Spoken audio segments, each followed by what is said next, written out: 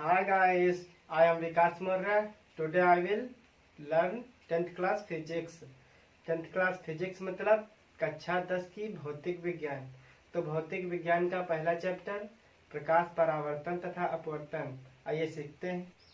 तो दोस्तों प्रकाश परावर्तन तथा अपवर्तन, तो इसमें समझते हैं। तो इसमें प्रकाश, ये आपका प्रकाश लिखा है, तो प्रकाश क्या होता है तो समझते हैं प्रकाश क्या होता है। प्रकाश, प्रकाश मतलब लाइट, इंग्लिश में क्या कहेंगे, लाइट। ठीक है, ये आपका लाइट है। ठीक है, तो दोस्तों प्रकाश, प्रकाश क्या है? प्रकाश मतलब लाइट। प्रकाश एक प्रकार की ऊर्जा है जो हमारी आंखों पर दृष्टि संवेदना उत्पन्न करती है। मतलब दृष्टि संवेदना उत्पन्न करती है आंखों पर। कैसे देखते हैं, ये हमने एक प्रकाश का कोई स्रोत ले लिया, ठीक है, मान लिया सन है, ठीक है, और यहाँ पर यह कोई वस्तु हो गई, ठीक, और यहाँ पर हमारी ये आँख हो गई, ठीक है, ये मैंने आँख बना दी ऐसे ही। ठीक है, अब यहाँ से जो सूर्य के मतलब यहाँ से प्रकाश की किरणें वस्तु पर पड़ेंगी, पड़ेंगे या नहीं पड़ेंगी? तो सूर्य के प्रकाश की किरणें यहाँ पर पड़ेंगी। अब यहाँ पर पड़ेंगी वस्तु पर, वस्तु पर पड़ेंगी, वस्तु पर से टकराने के बाद वापस इधर जाएंगी, मतलब परिवर्तित होकर आँख की तरफ जाएंगी। जो परिवर्तित होकर आँख की तरफ किरणें जाएंगी ना प्रकाश की, वही दृष्टि संवेदना, ये शब्द लिखा है दृष्टि संवेदना, वही दृष्टि संवेदना उत्पन्न करेंगी। जो उत्पन्न करेंगे तब आके ये वस्तु दिखने लगेगी। मतलब दृष्टि संवेदना उत्पन्न करेंगे किरणें और वस्तु दिखाई देने लगेगी। तो सीधा सा ये मतलब है, प्रकाश एक प्रकार की ऊर्जा है जो हमारी आंखों पर दृष्टि संवेदना उत्पन्न करती है। तो सिंपल सी डिफिनेशन प्रकाश की हो गई। अब इसके आगे हम प्रकाश की विशेषताएं पढ़ते हैं। ठीक है, तो प्रकाश की विशेषताएं, पॉइंट नंबर 1, प्रकाश के कारण हम वस्तुओं को देख पाते हैं, यही तो लिखा है। तो हम प्रकाश के कारण, अगर प्रकाश ना हो तो वस्तुओं को हम नहीं देख सकते क्या? हाँ, ये बात सच है, प्रकाश के कारण वस्तुओं को हम देख पाते हैं, अगर प्रकाश ना हो तो वस्तुओं को नहीं देख सकते, यही लिखा है पॉइंट में। लेकिन प्रकाश स्वयं नहीं दिखता, मतलब प्रकाश नहीं दिखता, लेकिन दिखता क्या है? दिखता वस्तुएं हैं, मतलब कोई भी वस्तु जिसको देखते हो वो दिखता, प्रकाश नहीं दिखता है। चाहे जो कुछ देखो वो दिखेगा, लेकिन प्रकाश नहीं दिखता, सिंपल सी बात है। और पॉइंट नंबर 2, प्रकाश तरंगों के रूप में चलता है। मतलब तरंगों, मतलब ऐसे ऐसे करके प्रकाश ऐसे तरंगों में चलता है, ऐसे, यही तरंगे होती हैं। तो प्रकाश तरंगों के रूप में चलता है। तो दोस्तों पॉइंट नंबर 3, प्रकाश सरल रेखाओं में चलता है। मतलब प्रकाश सरल रेखाओं में चलता है। कैसे? अगर आप मान लीजिए किसी बंद कमरे में हैं, उसमें किसी भी प्रकार का प्रकाश नहीं है, देखिए उसमें जो अगर कहीं पे देखिए कमरे में अगर कोई सुराख है प्रकाश आने वाला बाहर से, तो देखिए एक सीधी रेखा में प्रकाश आता है। कहीं भी देखिए अगर आता है तो प्रकाश सीधी रेखा में आता है, तो इससे पता चलता है प्रकाश सरल रेखाओं में चलता है।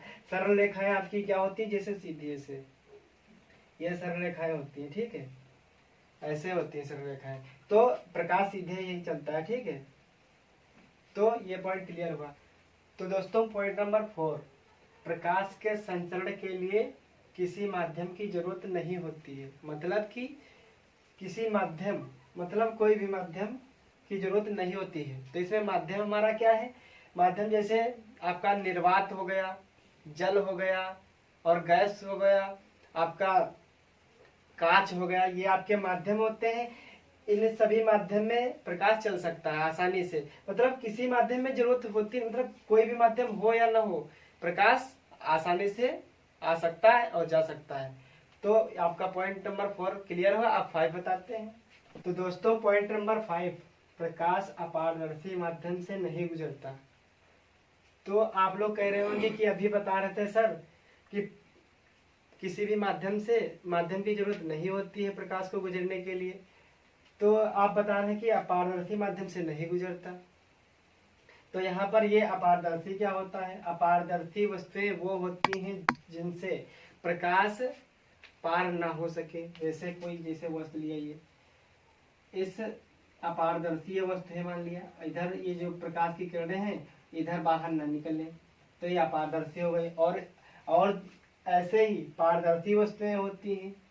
पारदर्शी वस्तुएं क्या होती हैं? जिनसे प्रकाश बाहर निकल जाए, जैसे कांच हो गया।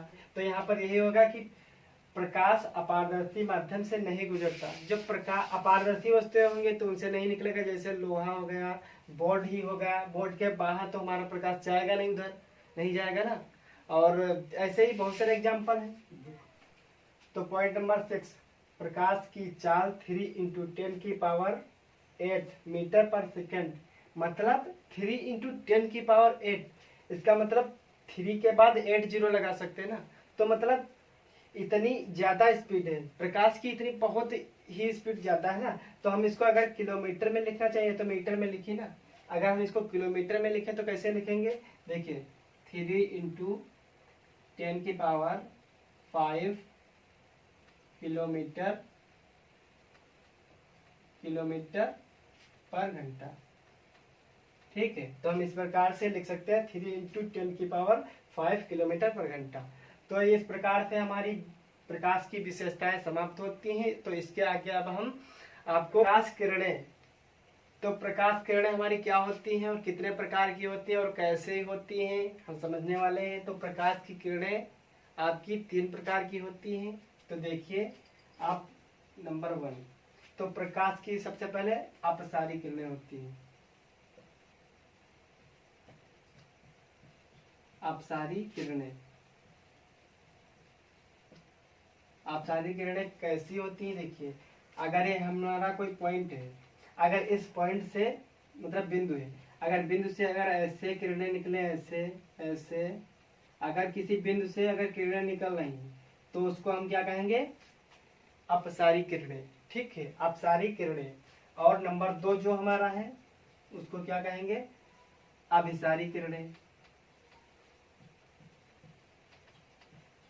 अभिसारी किरणें, अभिसारी किरणों में क्या होता है हमारा? किसी एक बिंदु पर बाहर से आई हुई किरणें, किसी एक बिंदु पर बाहर से आई हुई किरणें मिले, मतलब ऐसे किरणें आए और एक पॉइंट पे मिल जाए, तो इनको क्या कहेंगे? अभिसारी किरणें। ऐसे, ठीक है, मतलब एक ही पॉइंट पर इधर उधर से आपकी किरणें आएंगी लेकिन एक ही पॉइंट पर मिलेंगी, तो उनको क्या कहेंगे? अभिसारी किरणें। और नंबर 3 आपका जो है उसको क्या कहेंगे? समांतर किरणें। समांतर किरणें क्या कहेंगे? समांतर किरणें। समांतर किरणों में क्या होता है? आपकी जो समांतर ऐसे चलेंगी, बिल्कुल सीधा समांतर ऐसे बराबर। ठीक है, ये आपकी समांतर किरणें हो गई, ये समांतर किरणें हो गई।